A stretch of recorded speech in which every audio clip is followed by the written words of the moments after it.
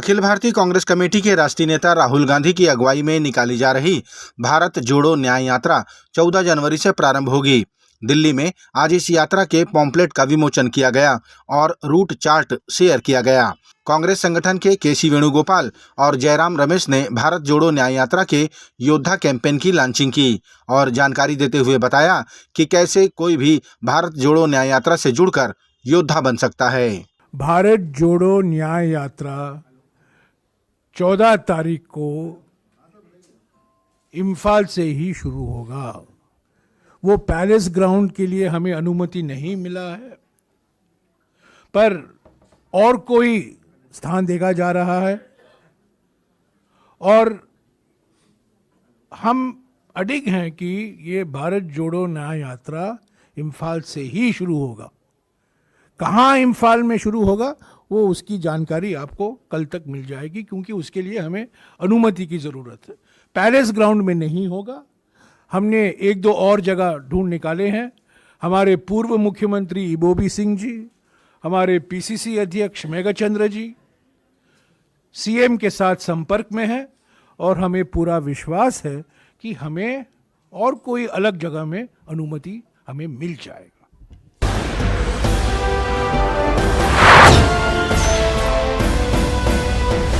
लोकतंत्र सेनानी संघ द्वारा आयोजित प्रांतीय परिवार सम्मेलन और सम्मान समारोह में मुख्यमंत्री विष्णुदेव साय ने मीसाबंदियों की सम्मान राशि बहाल करने के लिए पहल किए जाने की बात कही।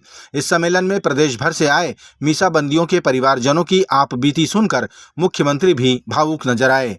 मुख्यमंत्री ने कहा कि मीसाबंदियों के परिवार के साथ हमारी सरकार पूरा न्याय करेगी।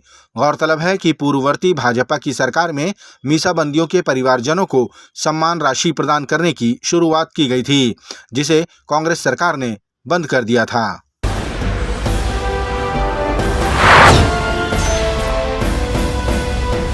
राजधानी रायपुर के इंडोर स्टेडियम में भारतीय जनता पार्टी के संभाग स्तरीय कार्यकर्ता अभिनंदन व सम्मान समारोह आयोजित किया गया।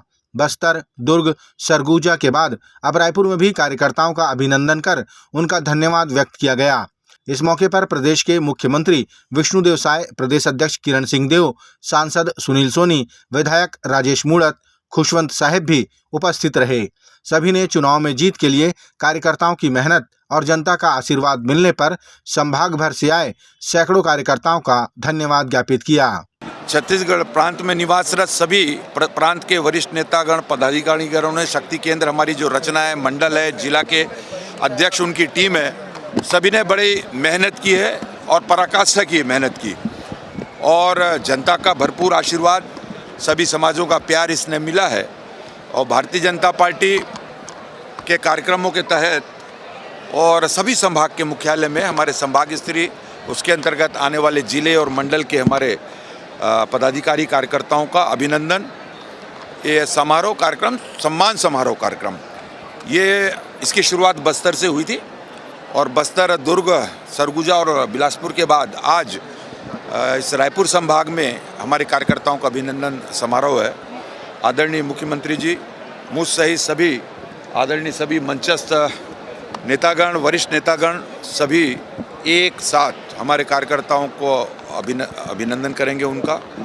और इस योजना के तहत ये हमारे संभाग स्तरीय सम्मान समारोह, कार्यकर्ता सम्मान समारोह का ये आज अंतिम कार्यक्रम।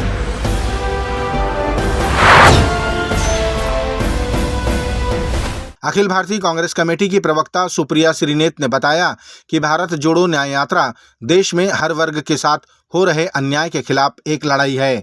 सुप्रिया ने कहा कि पहले भी भारत जोड़ो यात्रा में लोग जुड़ते गए और वो इतनी विशाल यात्रा के रूप में तब्दील हुई, वैसा ही इस बार भी होगा। सुप्रिया ने कहा कि इस यात्रा में शामिल सभी की अपनी अपनी भूमिका रहेगी।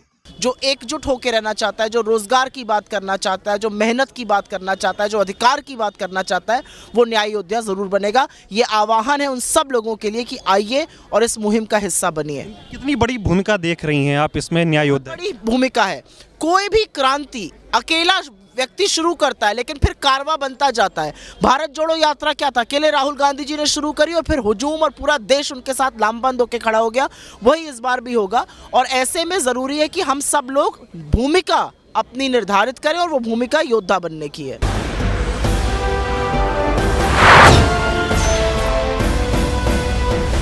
छत्तीसगढ़ के मुख्यमंत्री विष्णुदेव साय की अध्यक्षता में संपन्न हुई मंत्रिपरिषद की बैठक में महत्वपूर्ण निर्णय लिए गए, जिनमें अयोध्या रामलला दर्शन को लेकर योजना शुरू करने पर निर्णय लेते हुए 20,000 यात्रियों को दर्शन लाभ देने का निर्णय लिया गया। इसके अलावा छत्तीसगढ़ राज्य के महाअधिवक्ता के पद पर प्रफुल्ल भारत की नियुक्ति करने का निर्णय भी लिया गया। बता दें कि अयोध्या रामलला दर्शन योजना भारतीय जनता पार्टी के घोषणा पत्र में शामिल था।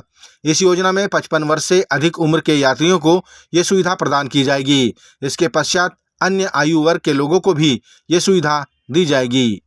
छत्तीसगढ़ सरकार प्रदेशवासियों को रामलला के दर्शन कराने हेतु अयोध्या ले जाने की घोषणा की है, जिसके पालन में राम दर्शन योजना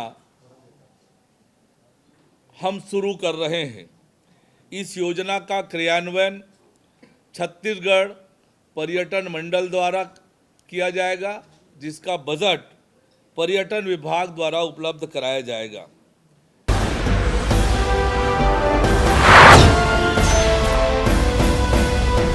दिल्ली के भारत मंडपम में स्वच्छ सर्वेक्षण के अंतर्गत छत्तीसगढ़ को प्रथम पुरस्कार प्रदान किया जाएगा। साथ ही 6 पुरस्कार छत्तीसगढ़ राज्य को और मिलेंगे, जिसे ग्रहण करने प्रदेश के मुख्यमंत्री विष्णुदेव साय, नगरीय प्रशासन मंत्री के नाते उप मुख्यमंत्री अरुण साव और 5 निकायों के अधिकारी शामिल होंगे। कल भारत मंडपम में स्वच्छ सर्वेक्षण का पुरस्कार वितरण है। हमारे प्रदेश को स्वच्छ सर्वेक्षण में प्रथम स्थान मिला है और कुल मिलाकर 6 इनाम हमारे राज्य को मिलने वाला है। उस पुरस्कार वितरण समारोह में शामिल होने के लिए माननीय मुख्यमंत्री विष्णुदेव साय जी और नगरीय प्रशासन मंत्री होने के नाते मैं स्वयं और हमारे 5 अन्य निकायों के पदाधिकारी, विभाग के अधिकारी इस समारोह में शामिल होने के लिए जा रहे हैं।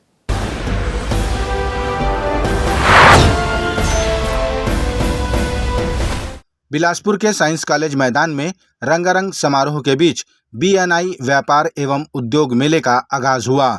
ये व्यापार मेला 7 दिनों का है, जिसमें लगभग 300 उद्योग समूहों की प्रदर्शनी लगाई गई है। इससे रोजगार के अवसर बढ़ेंगे। ऐसे भी बिलासपुर व्यापार मेलों के लिए जाना जाता है। इस व्यापार मेले का शुभारंभ विधायक धर्मलाल कौशिक समेत विभिन्न उद्योग समूह के चेयरमैन की उपस्थिति में संपन्न हुआ। कार्यक्रम में बड़ी संख्या में व्यापार जगत के अलावा गणमान्य नागरिक शामिल हुए। इस मेले में खासा आकर्षण आनंद मेला भी है, जिसमें 10 इंटरनेशनल झूले और 37 फूड स्टॉल प्रमुख हैं।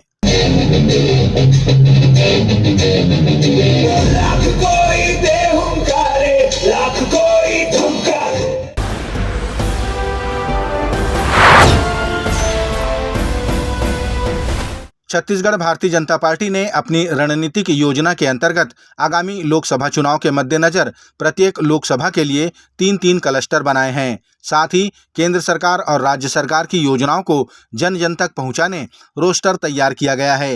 ये जानकारी प्रदेश अध्यक्ष किरण सिंहदेव ने दी। उन्होंने ये भी बताया कि कार्यकर्ताओं के उत्साह को देखकर लग रहा है कि हम प्रदेश की 11 की 11 सीटें मोदी जी की झोली में डालने में कामयाब होंगे।